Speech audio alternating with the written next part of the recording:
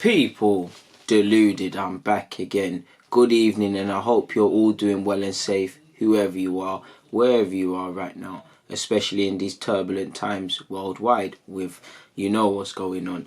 Moving away from that, nothing to speak about really and truly, but we might as well talk regardless. So let's kick off things with the latest report I've literally just read before clicking the start button on the camera.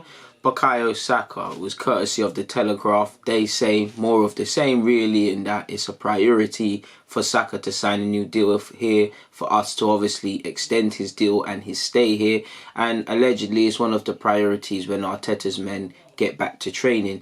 I do believe it said next week. I could be wrong, but I do think the article said next week, which I'm not too sure if that's factual or not. Again, hopefully they can all return to being footballers in society. The quicker society can go back to being normal and we can buy £1 hand gel and actually see toilet paper in abundance in a store, the better. But we know we're dealing with a serious crisis. He said it's a priority. As you lot know, Bukayo Saka now has 15 months on his contract. Being 17, 18 years of age, I've lost count now, he's still a young man. With, being an English young player, being an actually talented young player that's actually worth all the praise he gets, a consistent player, and his contract for Arsenal, on top of him first and foremost being a first team player for us, in terms of assets where we've arguably undersold our assets. Ramsey walked out for free, excluding the context of it. We're playing a very dangerous game with Bukayo Saka, and potentially, if not already, European clubs are plotting for him. If you're Dortmund, you try your luck. If you're a top 6 club, you potentially try your luck, and the longer it goes on, the weaker our position. Especially and a good thing, the more he plays, the more he shows consistency, the more his stature grows. Currently, they estimated that he's on 7k a week. Last time the reports were saying 3. So he's from 3 to 7k a week. I mean, he's still on nice peas. Apparently the latest offer was 35 a week for him. I do believe he could seek 50 personally, but I'm not his agent and things. And listen, Saka doesn't strike you as some. Obviously, there's nothing wrong with being money orientated, even if he was. But clearly, money isn't that for Saka. It's going to be a byproduct with him being a good footballer, and it's a luxury. But he's humble. He got a lot of GCSEs and things. He knows, if not for football, things could be different potentially. So what's first and foremost is progression, obviously as a footballer and ultimately as a person. The money and all these things take care of itself. And for him, obviously, his agent's got to be out there and getting the best deal. For Arsenal, in an ideal world, we tie him down to a 5-year deal, and probably within an 18-month period, he'll probably sign another deal if he keeps developing, as you'd expect. You'd expect Eddie Nketiah is contracted until 2022, so for different reasons we need to tie that down. But you'd imagine the Martinellis, the Saka sign new deals on top of signing new deals. That's the next step we've got to do as a club, tying people down. We've made a mess of our current contract situation, but we need to tie people down, and I think Liverpool do a good job of.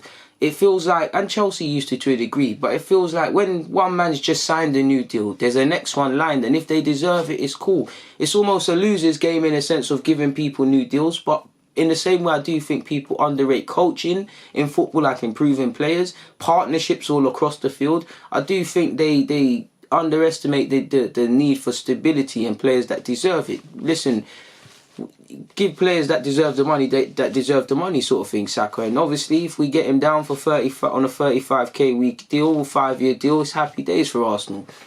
And as an asset and as a first team player, like, you want him to stay, and we all love Bukayo Saka. It's what we want to see, an academy footballer. For me, what I love about Saka, and I keep saying Martinelli when I say this, but he didn't technically come from the academy like that. He was a young player sourced in.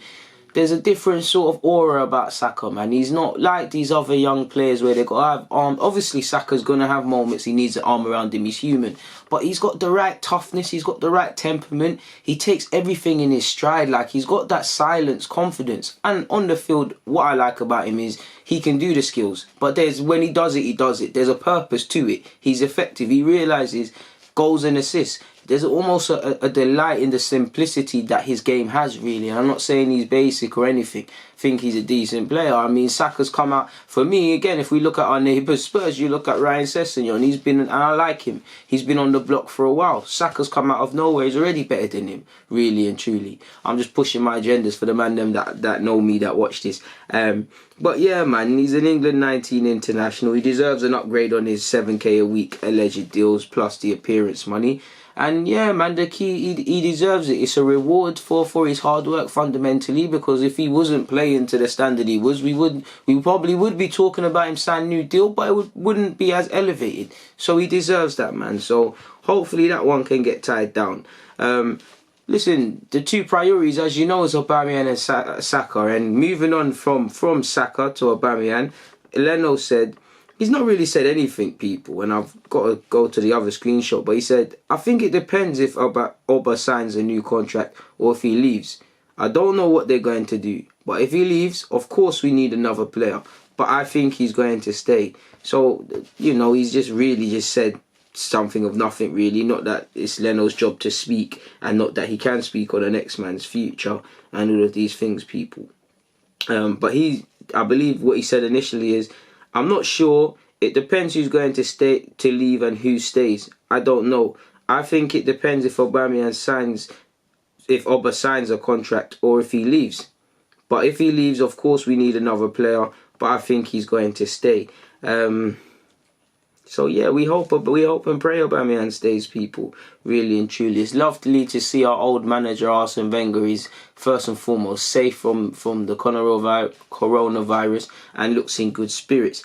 I'm not going to go into it, but I'm pretty sure you've seen today Europeans' top leagues and whatnot, not individually, but we've heard it from UEFA that there's a bid to complete this season by June. So and I think a bit of that means the Champions League in the Europa. Again, just check the articles for the specifics. But that's what you want to hear. You know, we want football to return, but obviously we don't know when we're gonna, as a worldwide people, we don't know when we're going to get over this, because, you know, I don't want to scaremonger, but there's an age-old saying, it's got to get worse before it gets better, people.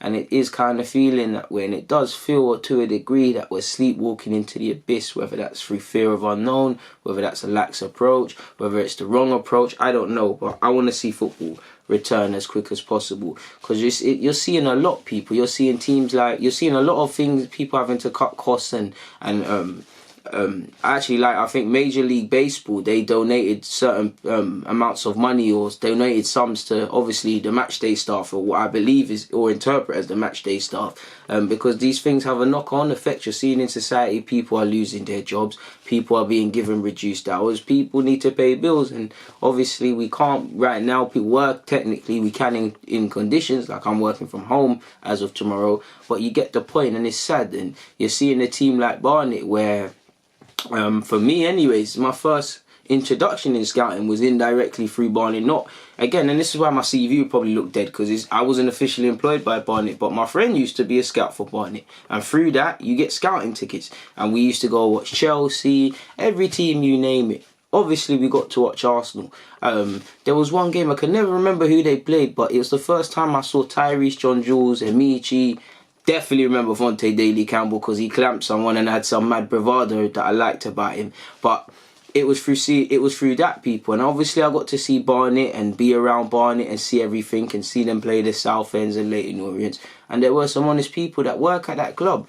And also it's tough being an academy staff, really and truly, because you see, like you look at Daniel in the under-18s, we bought him from Barnet. A couple of players get picked up from Barnet. They won't necessarily reach first team.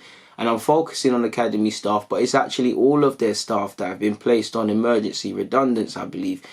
Please type it in on Google and look at the specifics yourself. But that's sad, because I've just said it. People need to pay bills, people, first and foremost. Obviously, teams like Arsenal and top teams, I wouldn't say we can shoulder burdens. People will lose jobs, but obviously the lower you go down, the more this is felt, people, and the more you go down, the more it's almost you get closer to the community. Like there could be someone at Barnet that's been working there for 30 years or so, and it's over now through nothing that anyone. Obviously, some people must have seen Corona come into this thing. Like nothing in this world goes undetected. Someone must have known this virus was peak. But to most honest men, women, and kids, nobody was paying attention to Corona, and it feels like it's just, you know, one day we've just woke up and it's just mashed up everything and putting the economic fabric at the brink. Obviously, sadly, people are dying. People can't go work. You know, it's a lot's happening, really and truly.